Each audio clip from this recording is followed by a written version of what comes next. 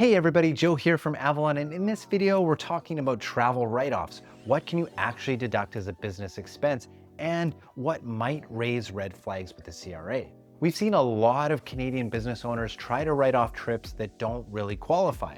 And hey, we get it, you're already spending the money, so why not make it deductible? But if you get too aggressive, you might end up with a nasty audit.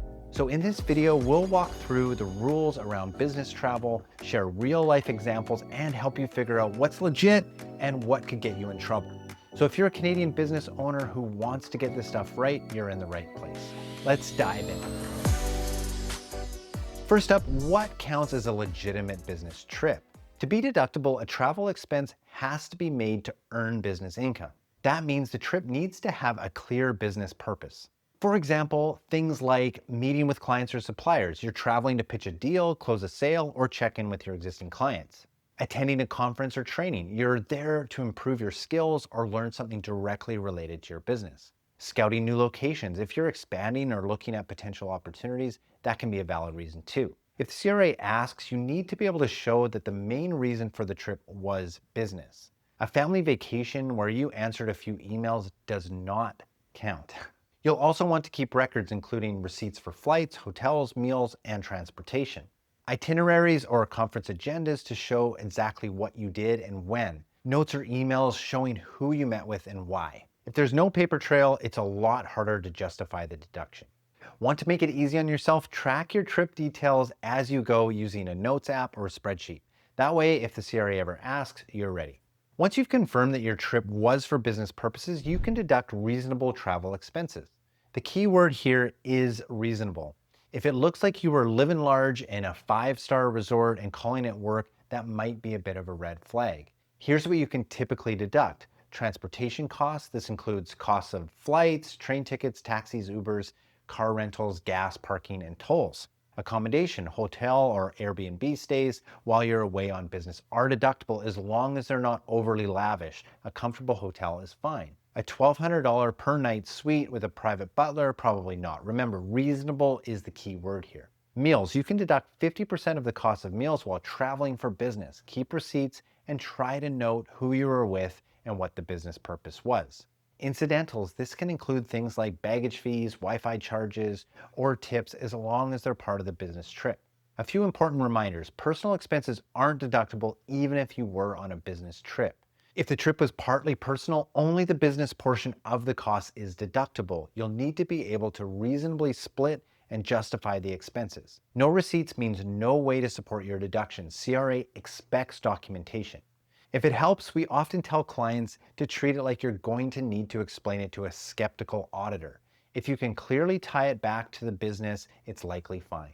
And if you're looking for more information on write-offs, check out our article on what expenses you can deduct in your business. It covers everything from meals and supplies to home office costs. We've also got a detailed guide on what vehicle expenses you can deduct, which is super helpful if you're driving to meetings or out of town visiting clients. Both of those links can be found in the description below. Now, this is where things can get a bit dicey. Some business owners assume any trip can be written off as long as they bring a laptop. Unfortunately, CRA doesn't work that way. Here are a few situations where CRA may challenge your travel deductions. Mixing business with too much pleasure. If most of your trip was personal and only a tiny portion was work-related, CRA won't let you deduct the full costs. For example, if you go to Mexico for 2 weeks and take one client call while sitting poolside, that won't cut it. You need to prorate the costs and only claim the business portion. CRA expects that you can clearly explain and support this split. Taking family or friends. If your spouse, kids, or friends come along, their portion of the cost generally isn't deductible unless they were also working in the business and had a legitimate business reason to be there. For example, if your spouse is a co-owner and helped run a workshop during that trip, that might be fine. But if they just tagged along, their flight, their meals, and hotel share wouldn't be deductible. Luxury or lavish expenses. The CRA uses the word reasonable when it comes to deductions. If you're writing off luxury resorts, first-class flights, or extravagant meals, that could potentially raise some eyebrows. You don't need to stay at a motel and eat plain toast, but there is a line. If your travel choices seem excessive, they may be partially or fully denied.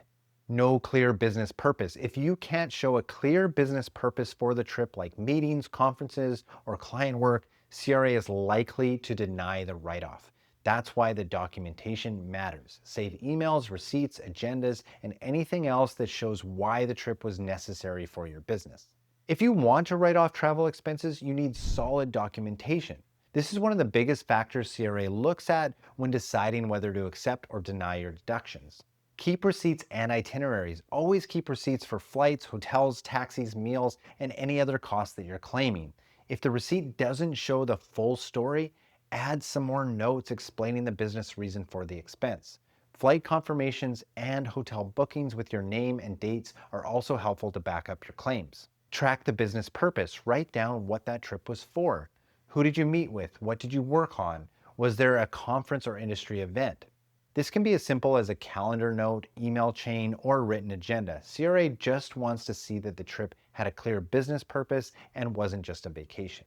Separate personal and business costs. If a trip includes both personal and business activities, make sure to split the costs and only claim the business portion.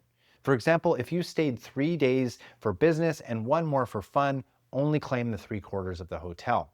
Meals, taxis, and flights should also be adjusted if they served a personal purpose. CRA might ask for documentation. You don't need to send all your info when you file your taxes, but CRA can request it later if they review or audit your return. If you can show a paper trail that matches your claims, you're in a much better position. If not, they can deny the deduction and charge penalties or interest. Travel write-offs can be a great way to reduce your tax bill, but only if you've got a solid business reason and the paperwork to back it up. If you're unsure whether something qualifies, it's worth asking your accountant before you try to claim it. It's a lot easier to check in advance than to deal with a CRA review later on.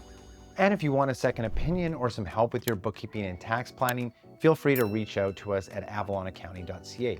We're here to help. All right, that does it for this video. Thanks so much for watching, and we'll see you in the next one. Cheers.